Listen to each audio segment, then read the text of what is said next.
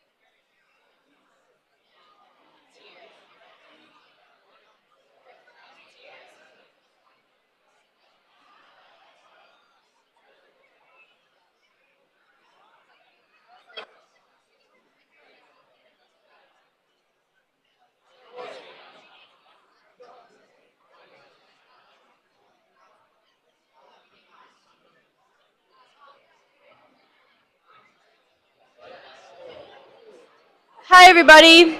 Is this on? Hello. Just a quick announcement. Really glad to see all the students in here. So, if you're looking at your schedules, it is the case that students are in here in Penn Pavilion. Parents and guests are in the Bryan Center where you checked in the Reynolds Theater. And so this will be live streamed to them there. But if you have a parent who is here at this point, you're going to want to direct them to go to the Bryan Center at Reynolds, because if we have parents in here, then we won't have enough room for the students to come join. All right? Sounds good. Thanks.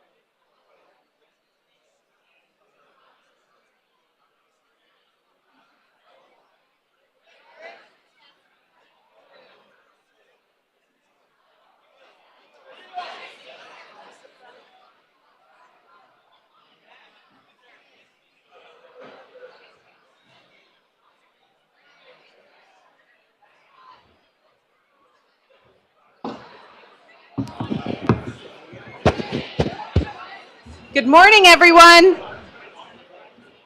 I'll do that again. I'll give you a moment to settle down. Good morning again. Welcome to Duke University. My name's Kathy Phillips. I am one of the Associate Deans in Undergraduate Admissions, and I am pleased to welcome you this morning as the first part of the class of 2023 on behalf of Dean Christoph Gutentag, who unfortunately is not able to be here today, but will be on hand this fall to welcome you at convocation. So I know you've been hearing congratulations all morning. I am also happy to share our congratulations on your admission to Duke. I know that some of you have been waiting your whole lives for this moment. Others may have decided more this fall that this is the place you wanted to be, but we are delighted that you're here. I think you should be glad that you're here as well. Be glad you applied early decision. 884 of you will be coming in through the early decision process out of 4,850 applicants, which is the largest volume of early applicants we've ever had. There's another 36,700 students waiting to hear from us who have applied regular decision in what promises to be a really competitive year. But as we think about you, as we think about why are you here, we saw something in your applications that said to us, this person belongs at Duke. We asked ourselves 4 questions as we looked at your applications. How do you respond to opportunities? How do you respond to challenges? What would you get out of Duke from being here? And what will you offer the Duke community? You know what? You stood out for any combination of all of those questions. We know it took a lot to get here. Think of the late nights reviewing vocabulary for the SAT and the ACT. Think of shuttling back and forth between your many activities. Think about going over that application essay one last time to make sure it was perfect before clicking submit. And that's just for the parents. We know that your parents played a really active role in getting that together. Parents, I'm going to address you for a moment. We are sorry to separate you from your students because of space.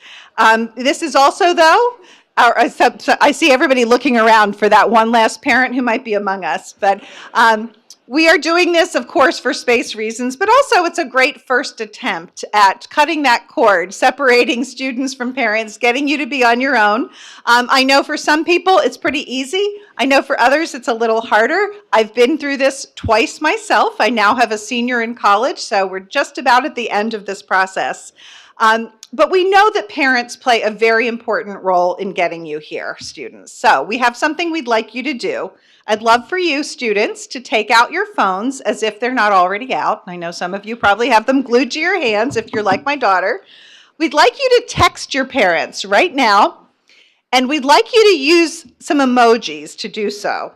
Use the blue heart and the purple smiling devil, because you also, of course, are all Blue Devils. Now, you'd think with Tim Cook and Eddie Q and Melinda Gates being Duke alums, we'd have a Blue Devil in here and not have to come up with this, but we'll see. We'll see what happens down the road.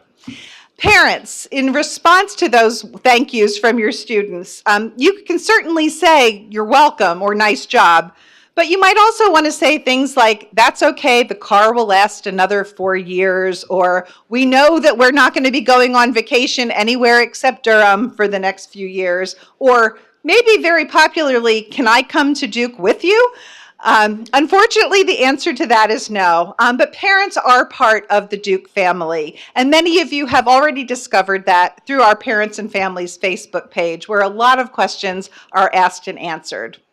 Now, students, I know you're really excited to be here on campus at your home for the next 4 years, but you do have to go home at the end of today or tomorrow, finish the school year, but remember that you do get to come back here in just 6 months. So mark that date on your calendar. In today's activities and in your time discovering Duke before now, I know that you've learned that Duke is a special place. We believe it's the right place for you, and you're going to come here and you're going to grow and you're going to learn and you're going to become part of this community for life. I'm going to stop now and turn the podium over to somebody who's much more the center of life at Duke and much more important to you than we in admissions are now that you're in. Vincent Price is the 10th president of Duke University, and he's also the Walter Hines Page Professor of Public Policy and Political Science in the Sanford School of Public Policy and Trinity College of Arts and Sciences. President Price is a leading expert on public opinion, social influence, and political communication. He is also former provost of the University of Pennsylvania, where he advanced initiatives to diversify the faculty and expand interdisciplinary research. He expanded the university's global presence. He enhanced arts and culture on campus with the creation of the Sachs Program for Arts Innovation.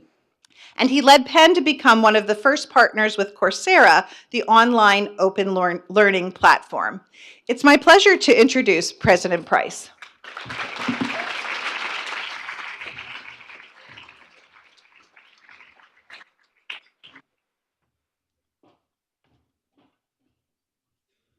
Good morning. Oh, you can do better than that. How about a rousing good morning? Good morning. There we go. That's good. Well, as president of Duke University, I am so very excited to welcome you to campus for the first time as members of our great class of 2023. You fell in love with Duke months ago, and you decided that this was the place for you. And amidst what is, as you've just heard, shaping up to be the most competitive applicant pool in this university's history, we've reviewed your applications and we emphatically agree with you. To our admissions office, let me say congratulations on your very good taste in admitting these students. To our guests, especially families, I want to thank you for your support of these outstanding students. And most importantly, to the distinguished class of 2023, I'm absolutely delighted to echo your teachers, your family, and your friends in saying congratulations on your acceptance. How about a round of applause for you?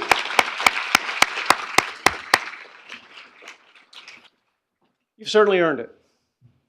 You're here today by virtue of your hard work over the past several years, and we know from your college essays and from your recommendations that each of you brings something new, something distinct, and something truly wonderful to our community.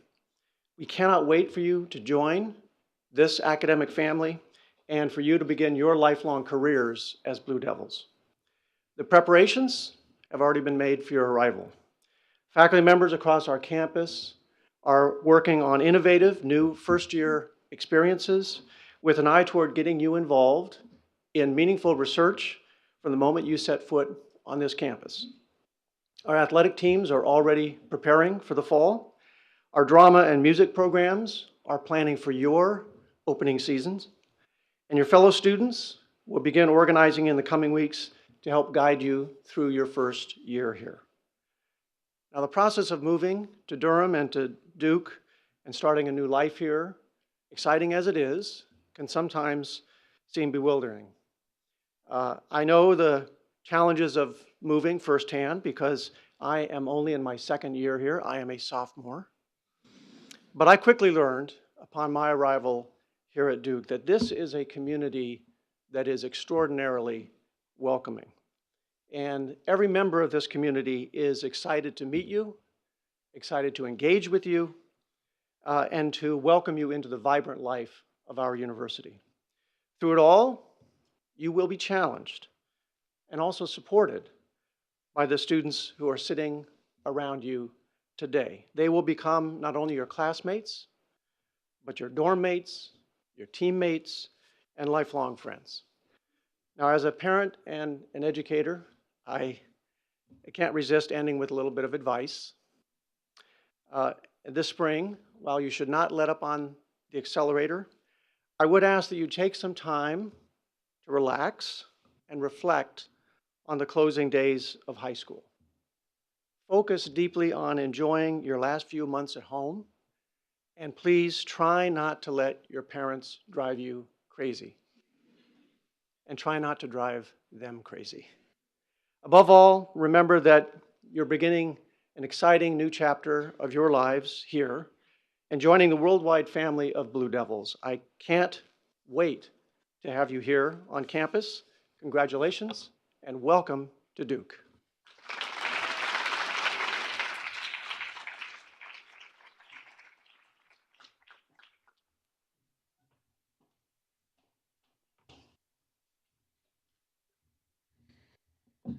Hi, everybody. My name is Jackie Gertis. I'm an admissions officer here, and I'm also the coordinator for this event. So I want to be one of many people to welcome you again here today. We really are excited to have you here on campus.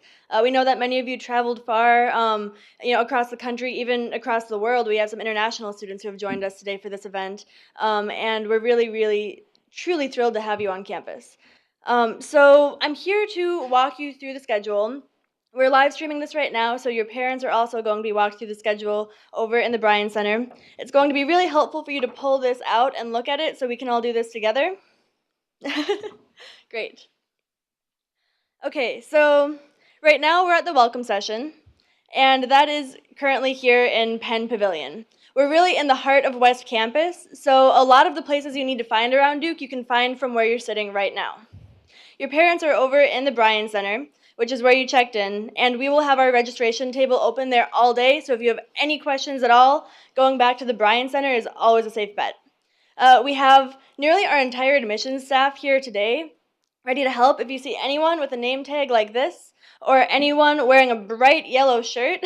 You can ask them any question and they'll help point you out where you need to go.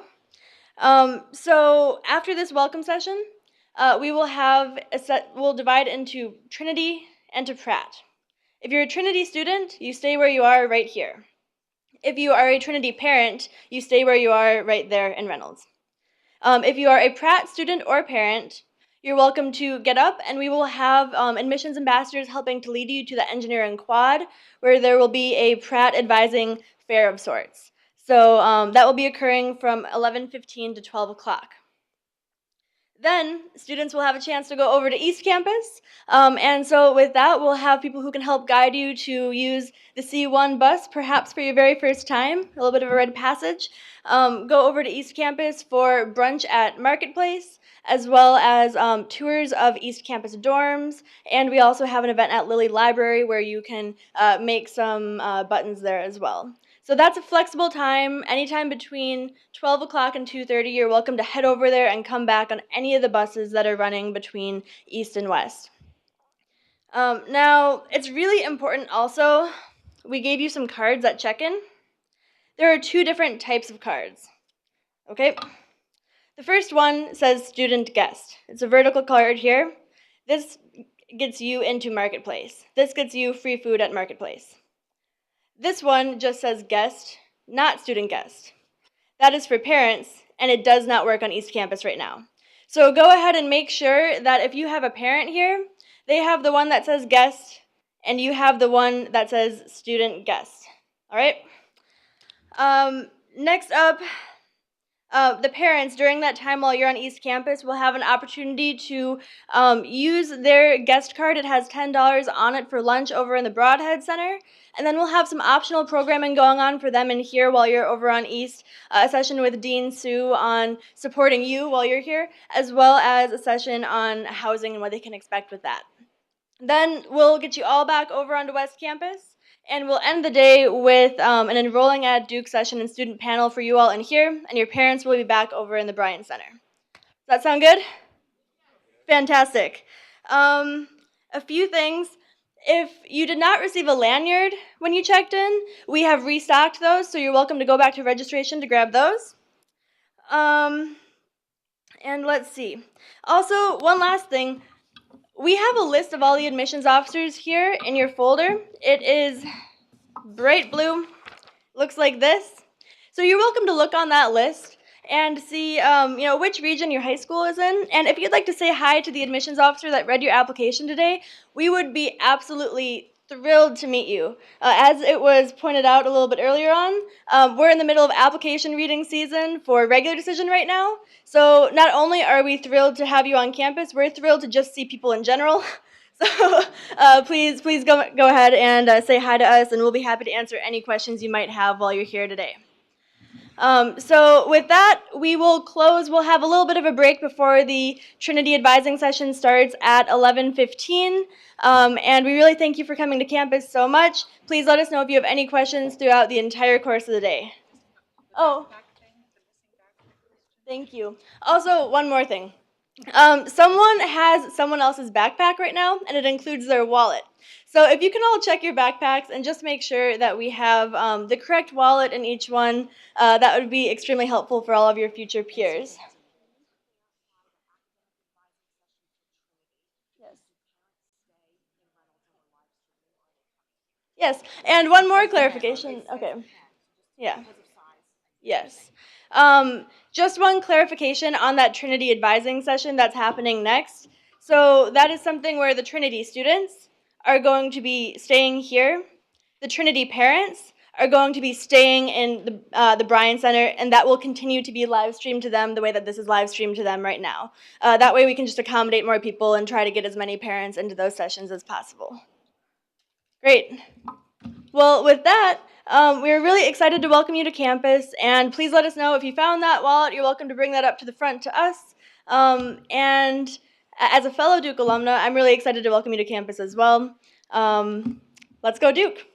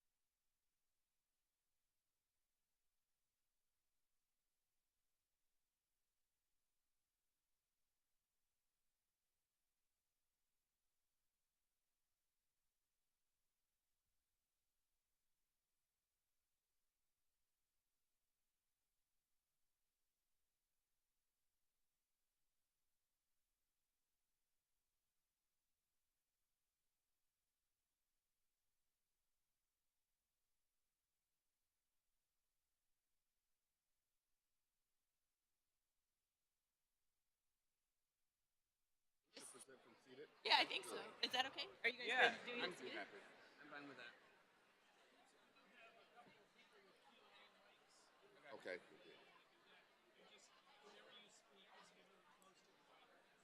Okay. All right, we're good.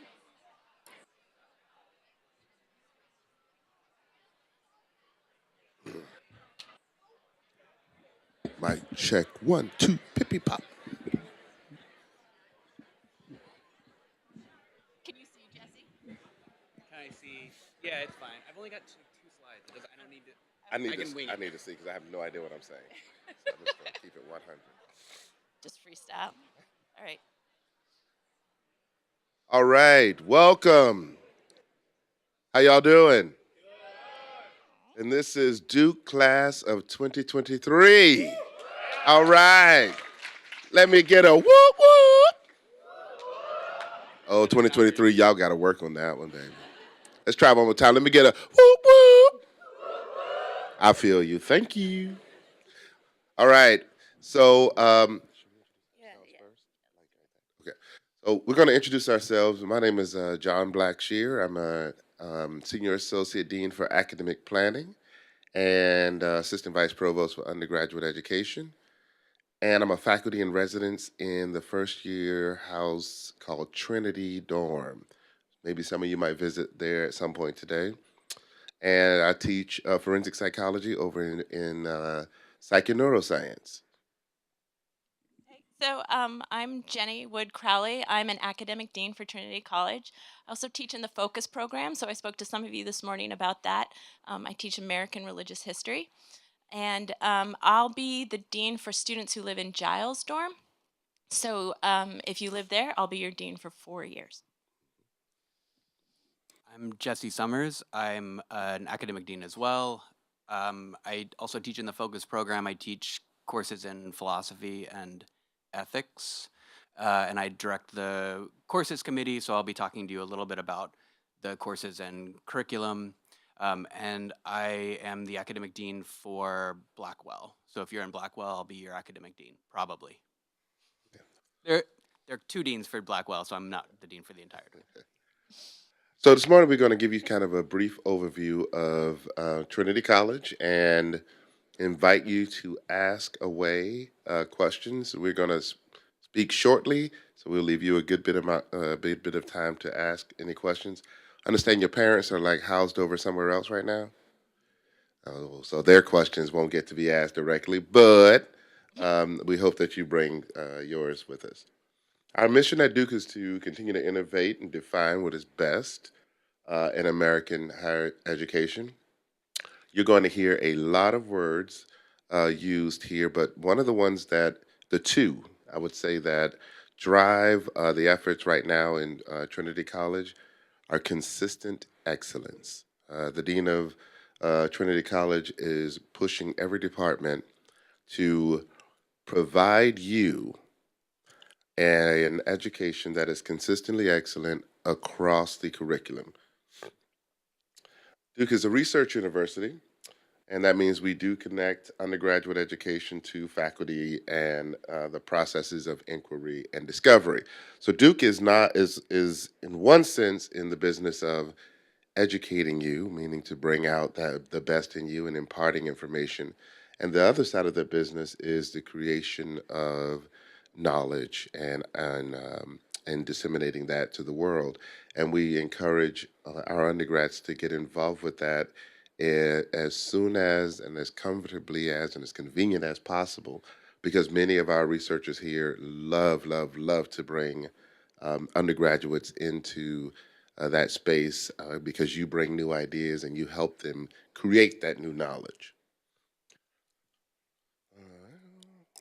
Duke has many science labs, and but not only science labs. We have language labs. We have labs in the humanities that students can get involved in. So we have uh, when you hear about research and you say, "Hey, well, I want to be a philosophy major," we don't want you to mean that that means you can't participate in research. Also, we are in, as I said, in the business of creating knowledge, and that is done across the entire curriculum. The educational philosophy of Duke is to, am I supposed to be doing that? Okay, all right. All right. We want our students to be empowered to learn, expected to change, and encouraged to lead. And you will see when you touch down here at campus, um, you're going to touch down with all of these folks and many more. And immediately you will begin to sort of develop your individual adult identity sort of in this new space. And not only will you be learning academically, you'll be learning a lot about yourselves. And all of that learning is going to culminate into some rich, wonderful change, we hope and we expect. And this university is in the business of graduating world changers and world leaders. And we're very excited for all of the possibilities that will meet you here and for all of the potential that you'll take away.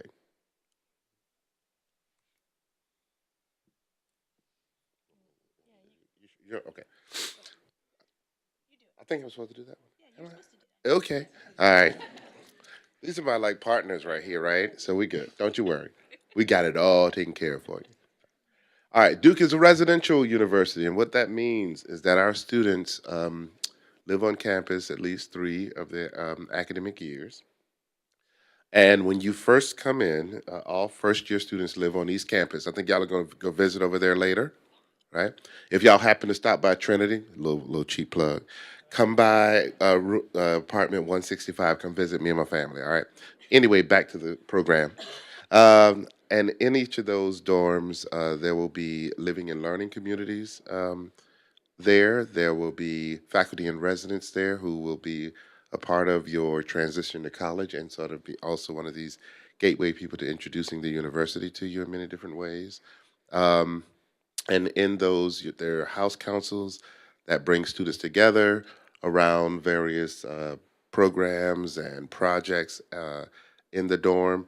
And not only will your dorm be an entity, but every dorm belongs to a neighborhood. And there are 5 neighborhoods on the campus. And all of those neighborhoods also work together.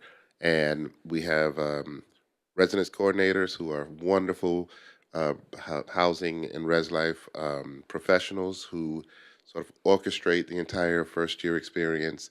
And we have graduate assistants that live in the dorm, and then we also have RAs that live in the dorm. So there'll be a lot of people who are really, really familiar with Duke when you get here who live in that space. And we really encourage you to take full advantage of that first year living experience. I'll take this. Okay, so we focus on interdisciplinary learning in the classroom here at Duke. So that means that you'll be talking across disciplines in your classrooms, in research labs, and even in your residence halls. So there will be faculty that come visit you where you live and have a lot of lively conversations. Our commitment to interdisciplinary research and teaching is grounded in the belief that understanding multiple dimensions of complex problems such as environmental pollution, economic competitiveness, human health, and cultural difference is essential to becoming a responsible citizen in our ever changing society. So, Duke's commitment to interdisciplinary education gives undergraduates myriad opportunities to create their own degree programs, to get involved in areas outside their stated major, and work with students in other fields to enhance your own learning. Sorry. Our educational philosophy fosters intellectual growth in a number of ways. Students at Duke learn to think critically, analyze and synthesize information and ideas, formulate and support arguments, solve problems, gain quantitative and scientific literacy, and develop interdisciplinary flexibility. So, how do we do this?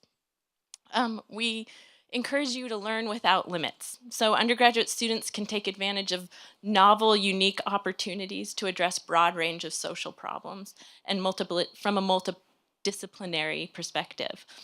Duke's 7 signature institutes and more than 60 interdisciplinary centers offer innovative certificate programs and other means of engaging problem-centered, collaborative, and often entrepreneurial knowledge generation and dissemination in their service of society. So these 7 different institutions across campus are places where you can focus coursework in addition to a major or a minor. You'll work with faculty, postdoctorates, other kind of fellows here at Duke to really deepen your understanding of a problem or a question that you may have.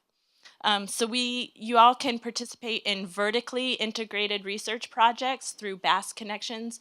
What I mean by vertically integrated is that there is a primary investigator, usually a full-fledged faculty member, who has junior faculty, postdoctoral fellows, PhD students, master's students, and then undergraduates, all working to answer the same problem. So that's what we mean when we say vertically integrated. And these projects innovate and promote entrepreneurship among our students. So this is something that makes Duke unique. We've had lots of undergraduate students create their own businesses and succeed while they're still participating in their undergraduate education. You guys can study anywhere in the world via our 200 global education programs. So we're not just doing this here at Duke, we're doing it everywhere, all over the world. So the undergraduate experience looks about like this. So this is the class that just graduated. Each class has about 1,300 students. So look around. These people are your friends for the next 4 years, right? And we'll have others joining you this summer. Every one of these students brings with them their own diverse interests.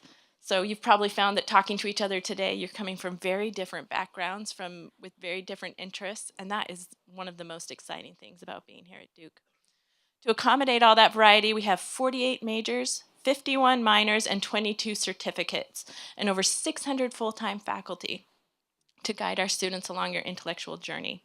So if a student's interests don't fit neatly into one of those many majors and minors, you can create your own through Program 2, which is something we can talk more about if you all have questions about that.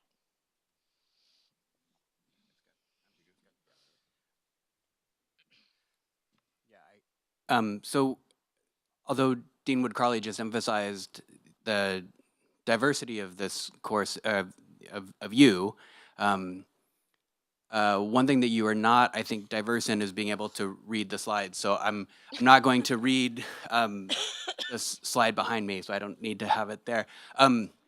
So one thing you'll hear many times about Duke is that it's a liberal arts institution, or you're getting a liberal arts education within a research environment. And of course, there's a question about what the liberal arts are and what it means to get a liberal arts education. This is a big, interesting, important question that I won't answer. But I will tell you the practical effect of this in your semester to semester decisions will be that you have to take courses from different areas. So we want you to end up not just with your major or your major, minor, certificate, whatever you decide to take, but regardless of that particular path, you also need to take courses from different areas. So these are the areas that you need to take courses in. You need to take 2 courses in each of these areas. And these can be from different disciplines, so there are lots of different disciplines that satisfy each of these, but you'll have to take 2 from each of these. In addition, and this is, I think, the more interesting part, and I think where we really stand out in trying to develop this liberal arts education, you're not just studying areas, but you'll be introduced to different ways of approaching a topic. So we have what we call modes of inquiry. So I'll focus just on the one that I tend to teach in, which is ethical inquiry. So when you take a course on ethical inquiry, you won't just be learning ethics, as a series of what some philosophers thought about what was right or something like that, but you'll be learning how to think critically, assess ethical theories, or think carefully about what you ought to do, what your moral obligations are, defend your own views, maybe realize that your own views in some cases are not defensible. That's what we want you to do. And so that can be in lots of different areas. All of these modes of inquiry, they could happen in lots of different courses. So it could be in a literature course or a computer science course, or it could be in lots of different areas. But those areas will all have, if they have this mode of inquiry code, then you'll be learning this way of approaching whatever topic it is. Now, in your first year, you have you have a couple of things that you have to do. The modes of inquiry and the areas of knowledge that I just talked about, those are things that you have to do in order to graduate. So you have 4 years to do those. In your first year, you have to do a couple of things. You have to take a couple of courses. One is a seminar. A seminar is a small class, a lot of discussion, working together to approach a topic. There are some seminars that are designed specifically for first-year students, and then there are seminars that are for any level, and you can take a seminar at any of those. The first-year seminars are clearly designed for you to take, but of course you're welcome to take whatever you're interested in. In addition, you have to take, you get to take and have to take Writing 101. So Writing 101 is fulfilling a mode of inquiry of writing. So teaching you to write, or probably teaching you to write and revise the writing that you're already pretty good at doing. So these courses are not courses just in composition. They will certainly not teach you something like how to write a 5-paragraph essay. What they will do is they'll take a topic, and the topics are varied. They'll take a topic, you'll read real academic work on that topic, you'll approach it in a disciplinary style. So if you're taking a topic from someone with a PhD in sociology, then you will be reading real sociology. You'll be having discussions about real topics in sociology, and then you'll be writing papers on those topics and revising them and editing them, possibly doing research depending on the particular course you have. So this is not your standard, I started to say boring, maybe I shouldn't say that. This is not your standard composition class. These are academic classes that go deep into an academic topic in addition to teaching you about writing. So another thing that sets Duke apart is our numerous summer opportunities. I won't read through all of them. You can do that yourself. But we think of your academic career here at Duke not as just like 4 different sets of 2 semesters, but actually the entire year. So we encourage you to take advantage of the summers as a way of learning outside of the classroom. So students' educations don't end at the classroom door. We have students who participate in a wide variety of opportunities that supplement their in-class learning. So we have students who participate in lab research, they study abroad. That can be literally outside of the country or at different institutions in the United States. We have programs in the humanities and natural sciences. It's really limitless. So as you're thinking about the next 4 years here at Duke, think about the summers as well. There's a lot of opportunities and ways to enhance your education that is outside the classroom. So we've thrown a lot of information at you. There is no way we expect you all to remember really any of this. We're hoping to get you excited, and if you have retained enough to ask questions, that'll be great. But you have a team of people waiting for you when you get here in August to help guide you through these things. And actually, they're ready all summer. So when you start to think about registration, there will be people on campus here to answer your questions. And those people are part of your academic advising network. Okay, so first of all, you'll be given a college advisor. So this person is a pre-major advisor. You might get lucky and get assigned to someone who has a deep interest in what you're interested in, but chances are that won't happen. It will just be someone who knows a lot about the Trinity requirements and can help you navigate your first 2 years at Duke. So these people have been trained to help you figure out which Writing 101 course is probably the best for you to take, which seminars will meet your interests, and how to distribute your time across the modes of inquiry and the areas of knowledge. So there's someone here to help you do that. Got academic deans like me and Dean Summers. So we're happy to advise on a wide range of topics, so we can kind of bolster whatever it is your pre-major advisor offers in terms of advice. And also we're here to help when their life doesn't go as planned. So there are people here to help you should you stumble or trip or fall as you're making your way through the year. We're here to help in that way. We have professionals who are directors of academic engagement. These folks are typically PhDs in a chosen in an area of focus. So in the humanities, social sciences, STEM, and these folks can help you make the most of all the opportunities at Duke. The one thing we hear the most of is there's just so much to do. How do you choose what to do when you get here? So the DAEs are an amazing resource to help you sort through all of the opportunities that you have, and help you focus on the ones that will put you in the best position for your stated goals. We have peer advisors, pre-professional advisors. So if you want to go to law school or you want to be pre-med, we have a really robust pre-med advising center, and our pre-law advisor is been doing it literally the longest of anyone in the country. Dean Gerald Wilson has been advising our law students for a long, long time, and we have an amazing record of getting people placed in top law schools. We have faculty who can serve as advisors, and then once you've chosen your major, you'll be assigned an advisor within that major, so someone who will help you finish your degree within that specified field. And if I might give a shout out to the college advisor, that will be the first person you'll have a conversation with about your path at Duke. And the call went out, and these people raised their hand from all across the university and said, "I want to advise students."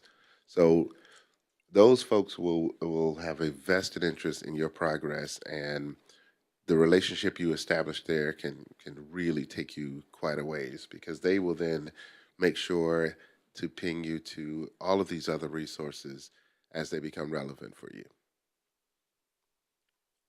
That's it. All right. So um, now that we've given you all of that, do you have any questions? Any? We will take any question. Like, Yeah, it doesn't even have to be about what we presented on. We'll answer anything. all right, we got something right up here and up here.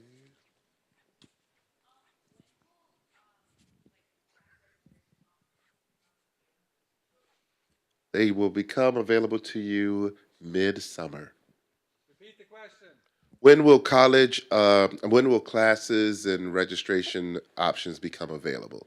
And you will register this summer, and you will then have a meeting with your college advisor during orientation week. And at that time, you will have an opportunity to switch and change your courses based on what was discussed in that meeting. Okay, so even though you will register here in the summer, that will be like, that's fine, but you're not obligated to stay in those courses once you registered for them, because you haven't had that advising meeting yet. Once that advising meeting happens, you can have you have an opportunity to update your schedule to better fit what you now know. And our academic advising center is open for questions all summer. So once you get your blue book that has sort of an outline of the courses available, you should feel free to get online. They have open chat sessions or emails you can call, and there will be people there to answer your questions about placement and that sort of thing. So other hands up. Hi. I was just wondering if studying abroad satisfies the foreign language requirement. It often does. It depends on what courses you're taking. Then, right? Presumably, it has to at a minimum, it has to be in that language. And it depends on which courses you're taking, but it's certainly possible to do that, yeah. So the requirement for foreign language is that you have to take either a number of courses, 3 courses, or you have to take up to the 300 level in a language. So you could do that by, say, doing an intensive abroad program that would get you up to a 300 level, and then coming back and taking a 300 level course, or right, something like that. But it is possible, yeah. This whole presentation seemed to be very, very focused on the plethora of opportunities that exist here at Duke. So in your experience, Where are you? Stand up. Oh, yeah, stand up for me. Okay. Thanks. Oh, man, that sounded like it was coming from I know, on it was high. creepy. Yeah, I was like, this presentation. so again, this whole presentation seemed to be focused on the plethora of opportunities that exist here at Duke. So in your experience, what is the number one opportunity that students, specifically first-year students, don't take advantage of and pursue? I'll dive right on into that one. You have an answer. In my opinion, that the thing that first year students don't take enough advantage of is the relationship with faculty and residents and faculty who teach courses that they're taking. First year students tend to kind of view faculty members as these sort of esoteric beings that have a force field around them. And it sometimes take a minute to warm up. If I could advise you to do anything, I would advise you to begin to say hello, begin to have conversations, begin to establish relationships there. That's my opinion. I would encourage you to do focus, or at least think really long and hard about it, because just what Dean Blackshear said, that comes naturally out of that program.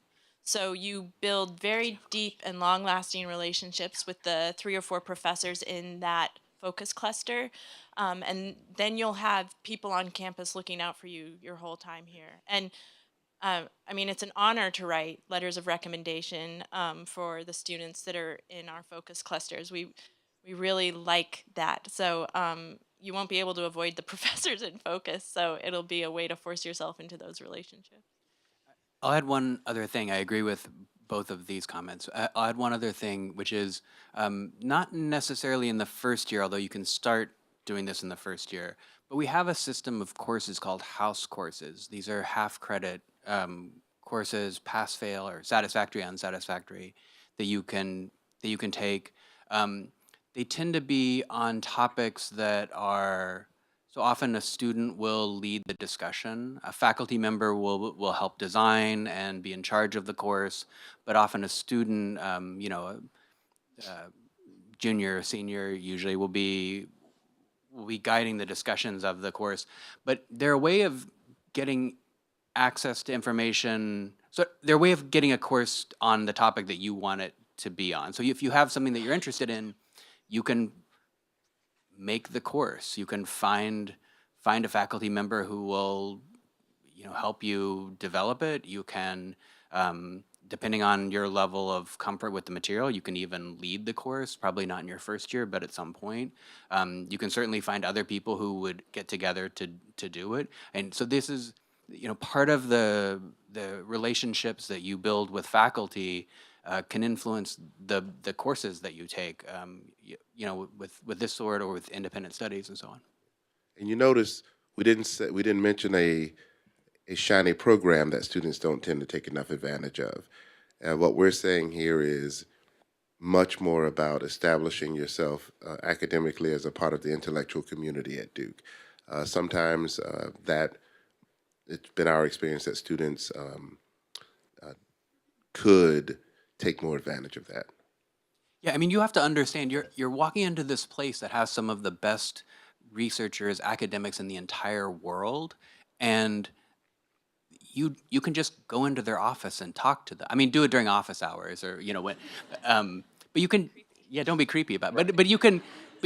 They're happy to talk to you about their the area that they are experts on, and it's just an amazing opportunity. I think it's hard sometimes when you're thinking about, what classes should I take and what should I be doing and what am I going to do this weekend, to forget that you are surrounded by people who are world experts on so many topics, and they're happy to have a conversation with you about the thing that they're experts on. You just don't get an opportunity like this too many times unless you stay in academia, I suppose. But it's a rare opportunity. I thought we saw other hands. All right, yes. I'll repeat your question. Go ahead.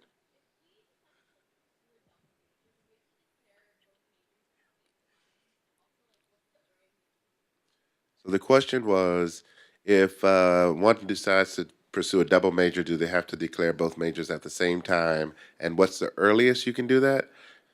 My response is always, why are you choosing a double major? Why? Why? And I usually do that till students go like, okay, I want to do a double major. But anyway, I'll let one of my colleagues say. Yeah, so I was a double major and it was fine. Why?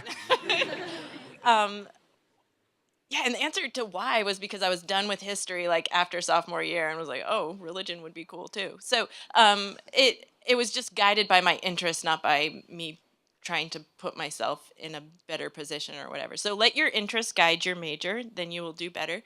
You can declare your second major at any time as long as you're moving towards that before graduation. The earliest you can declare your major is sophomore year. So we do not let first years declare their major. We want you guys to do a little more exploring. I know other institutions have you declare before you even enter, but as a liberal arts institution, we'd like to expose you to lots of different ways of thinking. And you don't know what you don't know yet, so come here and learn that before you declare.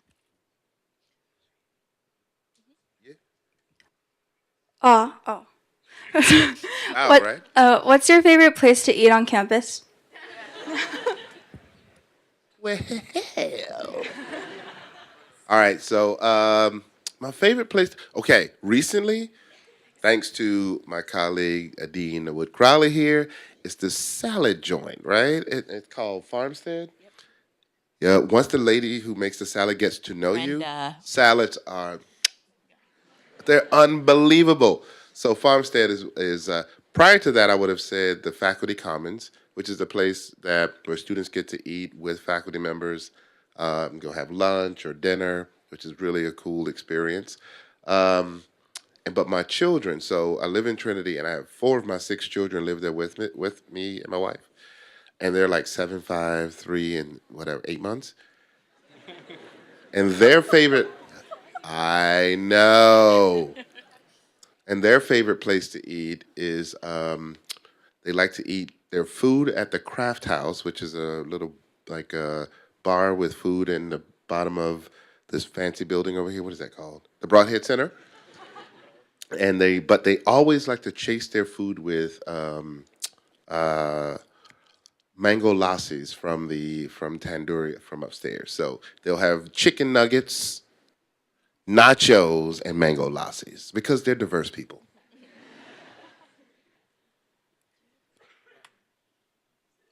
I don't know. I like all of the food over I like most of the food in the Broadhead Center, but I want to follow up on something that that Dean Blackshear said, which is that the Faculty Commons, which is a restaurant that's in the top of the Broadhead Center, is that's a place that you can go with faculty to eat. So the food is good. I think the food there is really good, but also it's something that you should do with faculty members. So you can. Do you know about the Flunch? Do you know about? Yeah. Okay. I see a lot of heads nodding. So the Flunch program is you're given some money that you can use to take faculty to lunch. You should do that. We like it. Ask your dean too. Yeah. But also right. But the reason to do that is because you get to know the faculty member. Again, these are amazing researchers, scholars, people that you can get to know, and they get to know you, which for pragmatic reasons, if you want a letter of recommendation at some point is good. So that's the reason that I would vote for the Faculty Commons, I guess. And don't sleep on the marketplace. All right, the marketplace is where most of your eating will take place your first year, and the food over there is quite delicious. And their brunch, I understand. I haven't had the brunch, but everybody tells me the brunch on the weekend is really, really, really good. And throughout the year, they have special meals. Their Thanksgiving meal, the line is across the quad. It's unbelievable. Like one year at Thanksgiving, I went and had lobster tail. That's what I'm see. Yes. And then they'll have like Caribbean night, and then there's a Disney night, yeah, theme night. There's also carnival night where you can get a funnel cake with your food. So yeah. And the staff who work at Marketplace are going to become your friends, right? So they'll learn your names and know when you eat and that sort of thing. It's just sort of a lovely environment where you have a supportive community where you eat, which is an important part of your day.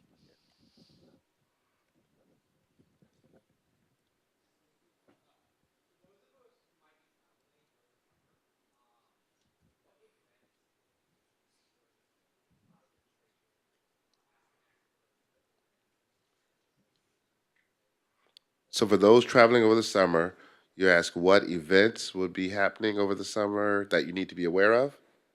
Okay.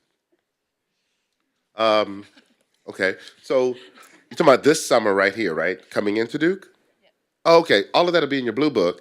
But the biggest things I said to pay attention to would be registration and then times for you to contact the advising center to get information about that. For the most part, this summer is going to be a really nice time to unwind and enjoy your high school graduation and connect with your family and all that before you arrive here. But to follow through, there are things that will become sort of available for you, and most of this will be for your information over the summer. But all of those things are in the blue book, or you'll receive emails. So get real used to staying on top of your email. And because we have not moved to communicating as professionals with you through group me yet. All right, and I doubt we will. So So if you're abroad and you're worried about your registration, you just need to reach out to the Academic Advising Center and they can work you through that. Because I know some folks may not have access to wireless or an internet while they're, I don't know, doing research in the bush or something. So but this is like actually happened. So I had a student in Nepal who couldn't get access, and we helped them register. So you just need to give us a little bit of a warning, and we can help that you get that done. we got a few more minutes. Any more questions? All right, we got one here, one there. We're going to let him go since he's got the mic, and then we'll get you. Yeah. Hi, I'm Nick. Hi, Nick. So you guys talked a little bit Like about that voice, Nick. You did that with commandingly. Oh. Hi, I'm Nick. Thank you. I'd try. Yeah. You guys talked a little bit about approaching education with this interdisciplinary lens and like creating your own degree. And I was just wondering if you could talk a little bit more about how that works practically at Duke. Sure. Thanks. So there are a couple of things that could mean. So there you could do. There's what we call Program 2, which is where a person creates their own major. So you would meet with the person who runs that, who is also an academic dean, Dean Murphy Brown, and work with her to develop a proposal that then goes to a committee that would approve it or make suggestions for how to change it. So that's when you have something that can't be captured with a combination of majors and minors. But you can also do an interdisciplinary, what's it called? Interdisciplinary major, where you combine two majors. And so so typically you do, instead of taking, say like 10 classes in each of two majors, you would do, I think 7 in those two majors, and you would get a combined interdisciplinary major.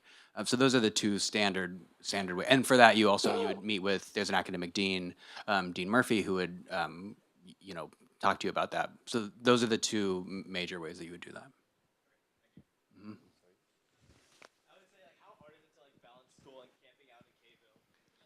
Oh God. How hard is it to balance school and camping out in Caveville? So school is happening. That's going to happen.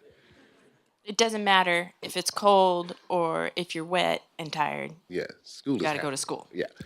And then, in addition to KVO popping up in the spring of the first year for a lot of students, rushing is also taking place. So that's the time where students will elect to join fraternities, sororities, or selective living groups. And so that can be a really difficult. It requires a lot of time management. Requires a lot of self care, and so I didn't go to a school with a KVille, so I find KVille really strange that people would sleep in a tent for a ball game. However, that is the tradition and it happens, but it's really critical for students if you are going to elect to do something like that, for you to be very mindful that you're here for school and these other things are elective, traditional, fun, yet secondary things. Yeah. So students sometimes get sick when they live outside in the winter.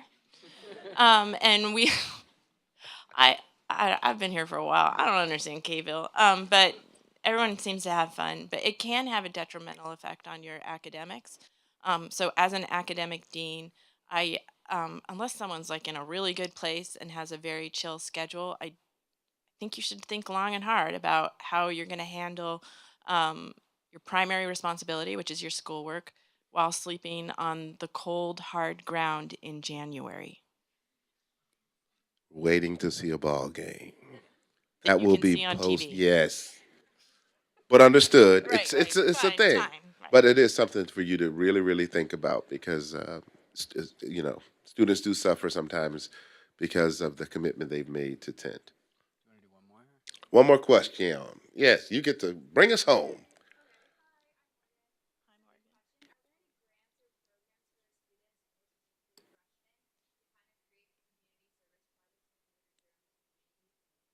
Ooh, So the say- question is, are there grants or other programs to create service projects in Durham or the larger community?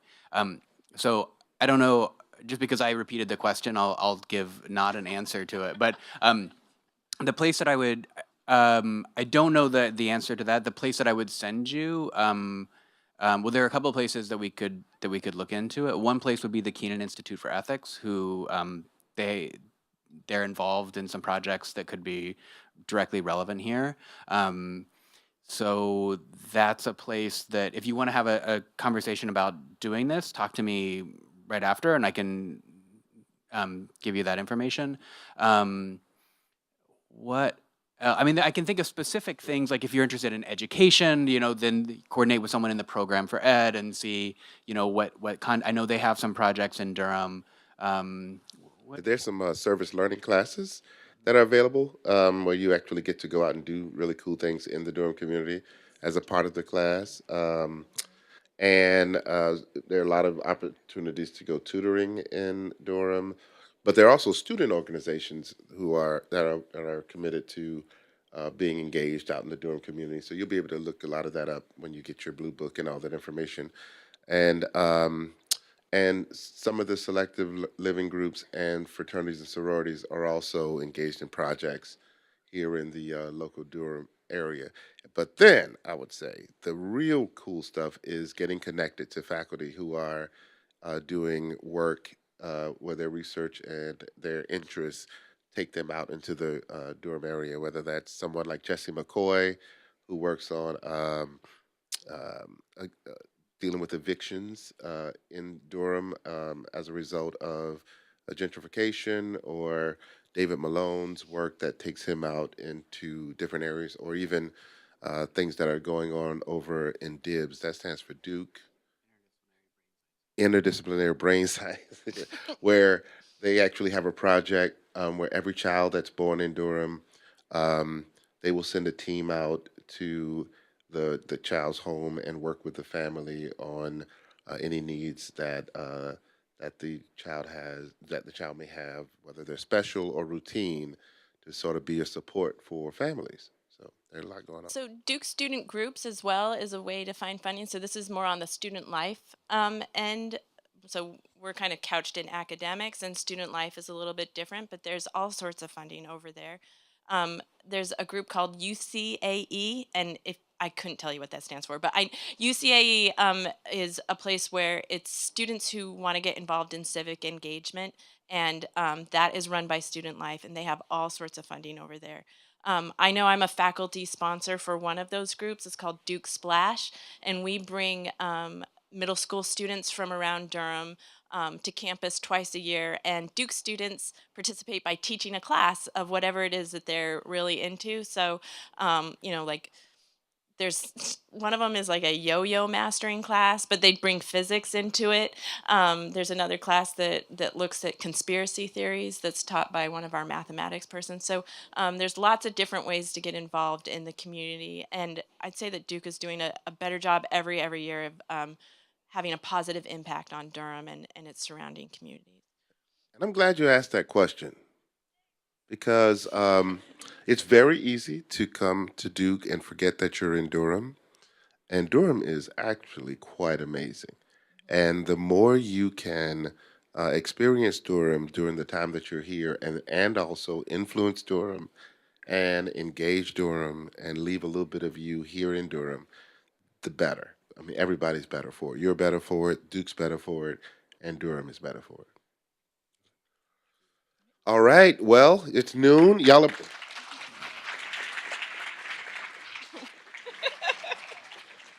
Now, it's noon, and I think you all are about to head over to East Campus. And bye. We'll stay here if you want to chat. We'll be right here at the front for a few minutes. Thank you.